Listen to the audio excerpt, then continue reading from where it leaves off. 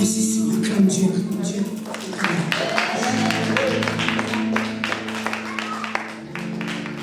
Il sait ce qu'il faut pour ton fils, ta fille, comme je dis pour ma fille. Je savais que c'est Dieu qui allait exécuter sa volonté. Ce n'est pas ma volonté à moi.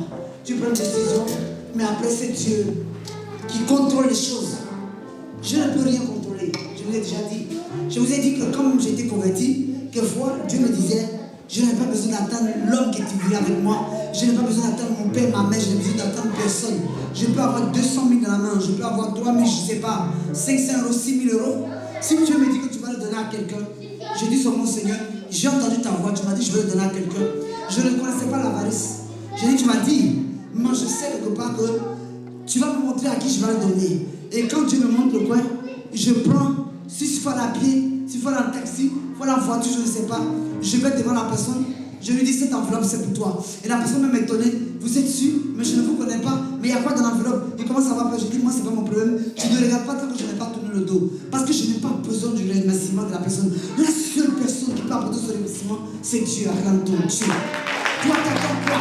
Quand tu veux dealer avec Dieu, tu dis Seigneur si je donne, alors tu dois me donner, ouais. Seigneur si je donne, alors tu vas me donner, tu vas attendre longtemps. Parce qu'il connaît les choses. Celui qui prend les choses en main, quand je donne, je dis à la personne, si ce que je t'ai donné vient de Dieu, vous comprenez? Voilà comment Dieu agit. Quand je donne, je lui dis, tu ne regardes pas l'enveloppe.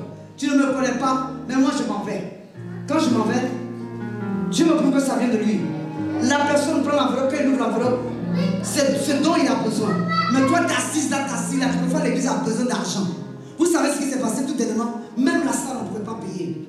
La personne qui a donné l'argent pour payer la salle, Jennifer, acclame ton Dieu.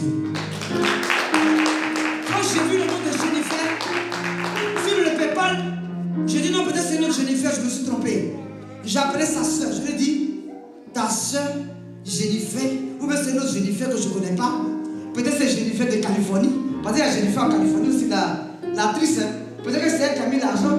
Elle me dit non, c'est ma soeur. Elle m'a appelé, elle m'a dit quels sont les besoins de l'église. Quand je lui ai dit, elle m'a dit je fais un PayPal. Acclame ton Dieu pour ça. Elle a fait. J'étais tellement étonné que je n'y croyais pas. Mais c'est la volonté de Dieu. Parce que la volonté de Dieu l'a touché. Mais déjà, si même la volonté de Dieu te touche, c'est tellement radé tout.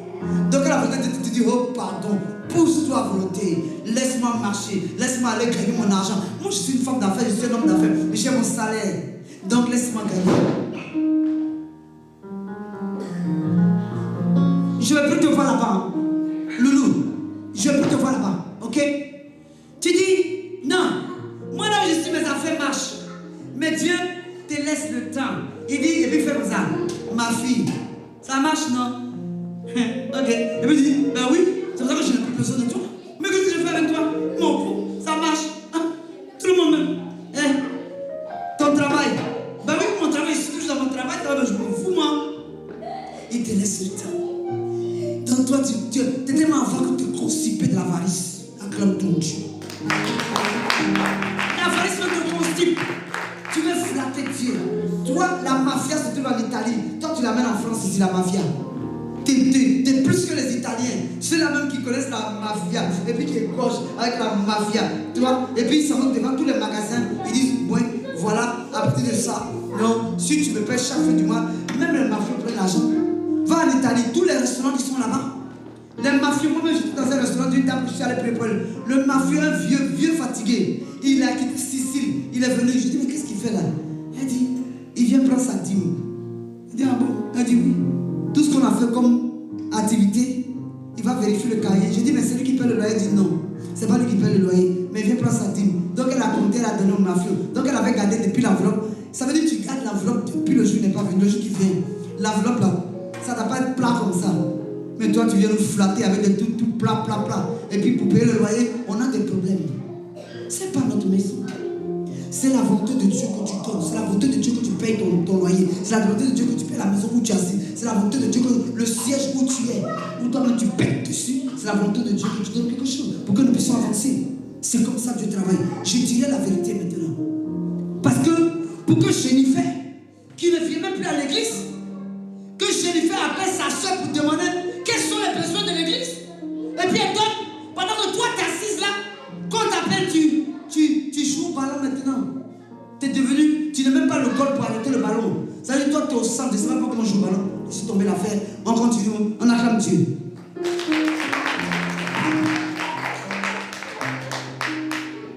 Celui qui brise la volonté, aujourd'hui même par le pouvoir du Saint-Esprit, toute volonté qui ne vient pas de Dieu, afin que tu ne tombes pas, soit brisée au nom de Jésus. Dis Amen.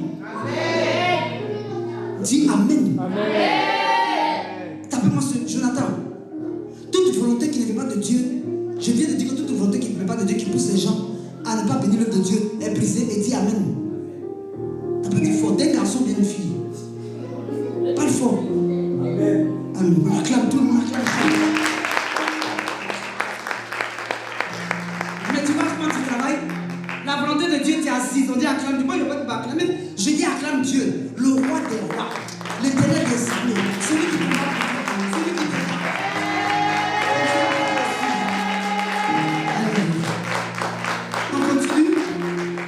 On continue.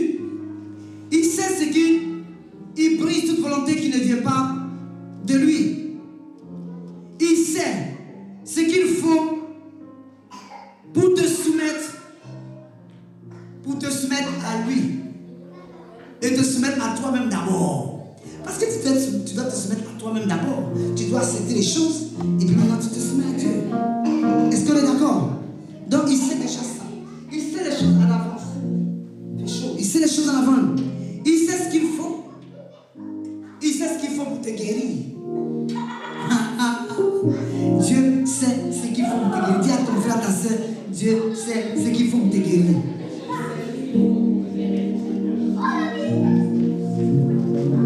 Tu l'as parlé. Yeah. Tu l'as parlé. Yeah. Tu as parlé à ta maman, Natacha, que Dieu sait ce qu'il faut pour te guérir. Il sait toutes choses. Donc il sait ce qu'il faut pour te guérir. Il sait ce qu'il faut pour que tu rentres dans l'onction du mariage, que tu sois marié. Il a su, il a donné à Anita quelque chose. Il a donné à la servante de Dieu, Ronnie. Il a donné à Kevin. Il a donné à Sarah. Il a donné à tous ceux qui sont mariés dans l'église. Il a donné sa volonté afin qu'ils se marient. Vous pensez que ce n'était pas la volonté de Dieu, mais il y a des gens qui veulent fuir la volonté de Dieu. Qu'est-ce que la volonté de Dieu? Ils veulent réfléchir. Si tu réfléchis, tu vas mourir. C'est moi qui dis ça.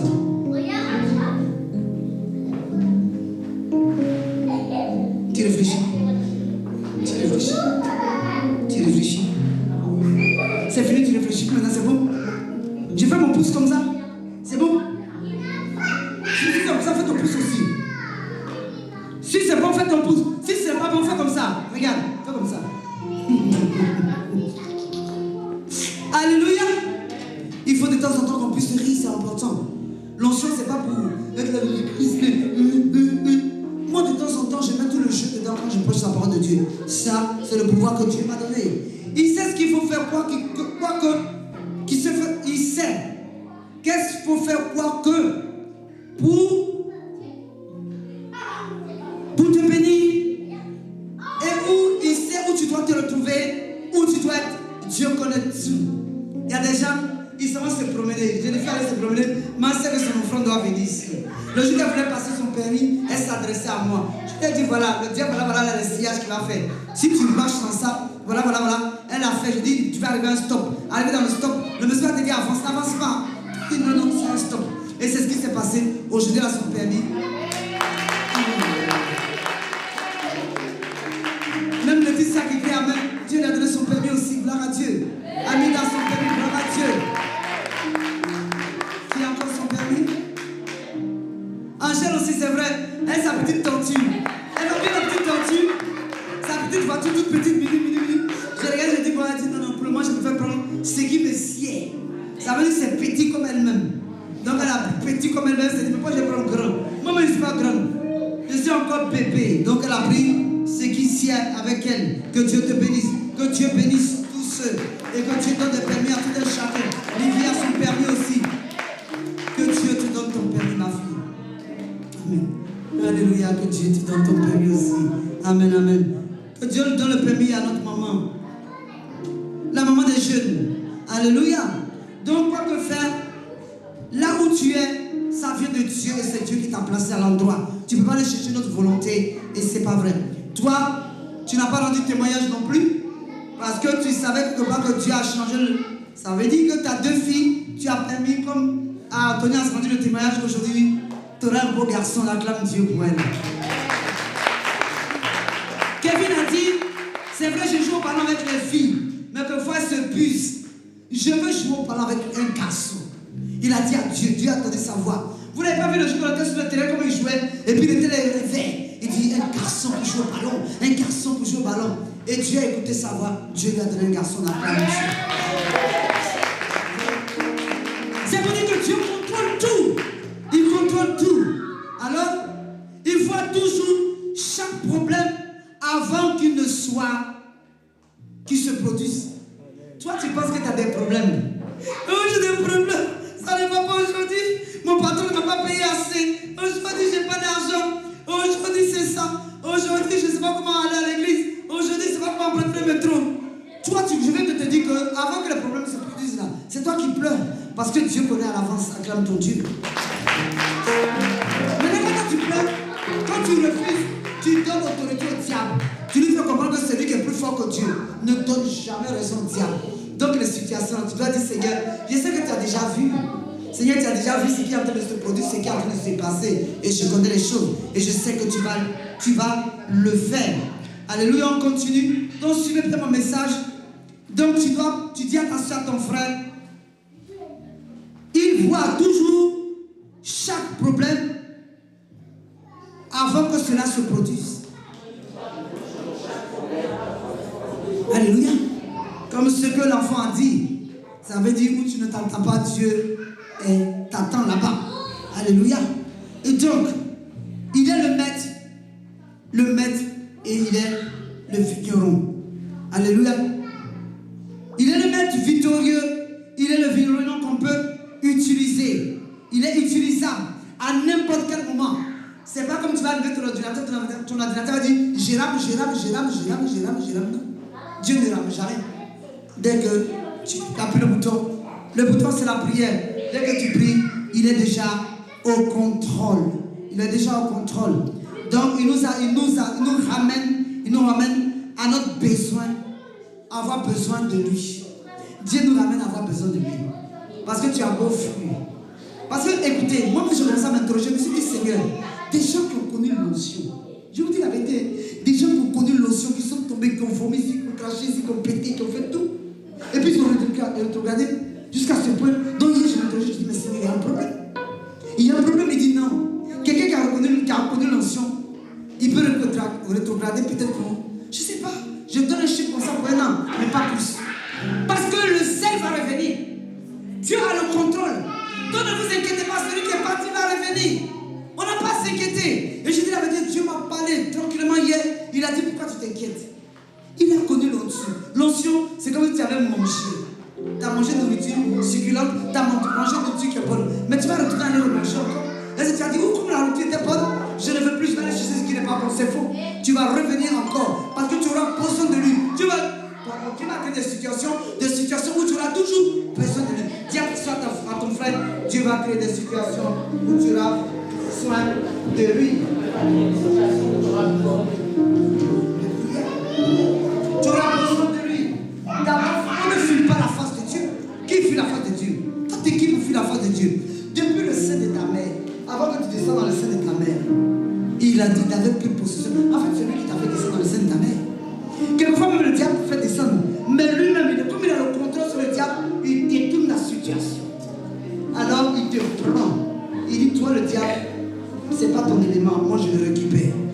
Acclame ton Dieu.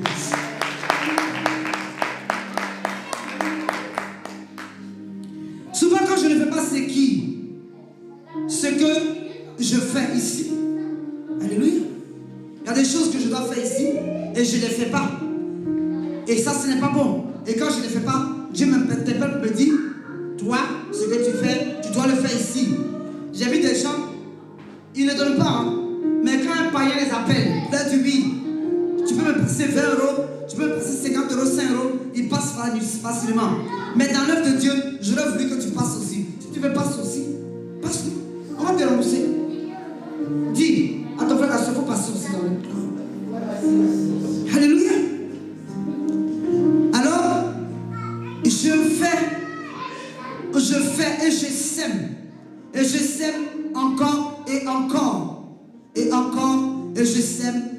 suis comme le semeur et je sème toujours. J'invite, quand je sème, j'invite la prospérité dans ma vie, la prospérité dans la vie de mes enfants, de mon entourage. Quand je sème, c'est que je suis à l'écoute de Dieu. Celui qui ne sème pas n'écoute pas Dieu, il écoute le monde. Mais si vraiment tu es quelqu'un qui écoute Dieu, si tu es qui est derrière la porte là? C'est qui? C'est qui?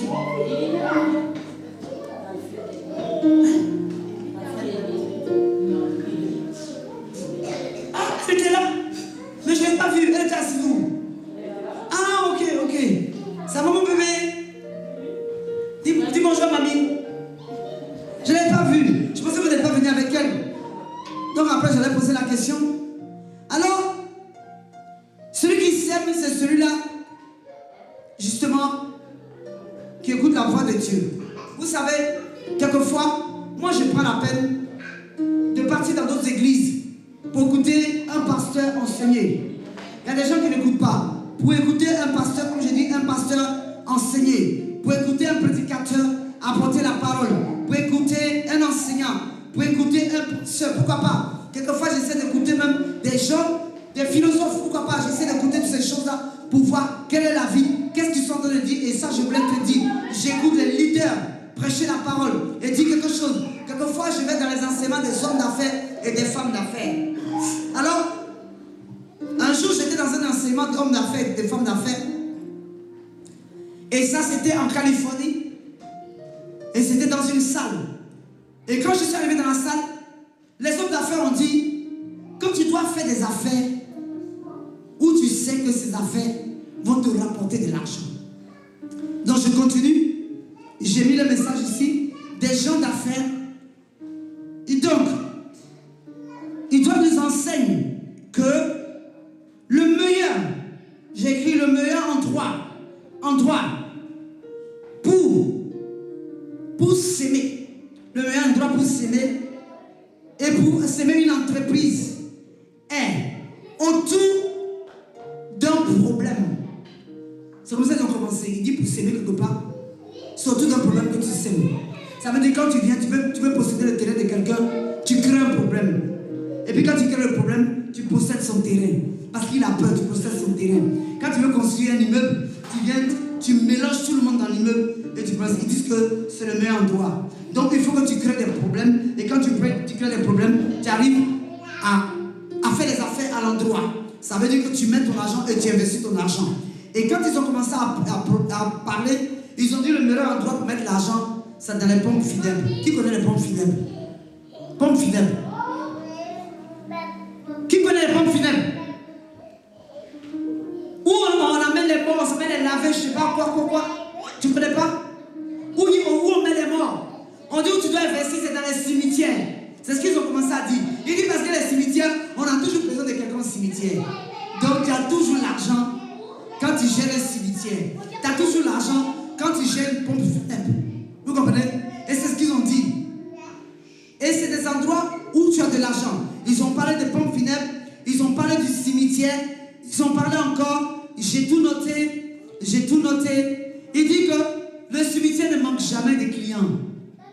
Les pompes funèbres ne manquent jamais de clients. Donc il faut que tu investisses à ces endroits, les pompes funèbres, parce qu'ils ont toujours besoin. Ils ont toujours besoin de toi. Donc là, quand tu investis là-bas, toujours ils viennent. On a besoin de laver notre cadavre. On a besoin de mettre notre cadavre en biais. On a besoin d'habiller notre cadavre. On a besoin d'enterrer notre cadavre. Il y a toujours des moyens. Donc quand tu investis là-bas, tu rapportes beaucoup d'argent. Et tu dépenses moins. Et tu as beaucoup d'argent pour commercialiser. Donc il faut commercialiser dans les cimetières. Par exemple, je donne un exemple. Ils ont donné un exemple. Tu n'as pas besoin de penser beaucoup. Tout ce que tu peux faire, comme ils ont dit, tu n'as pas besoin de penser beaucoup pour dire qu'est-ce que je vais faire avec mon argent. Même tu vas, pour commercialiser, tu vas aussi dans les hôpitaux.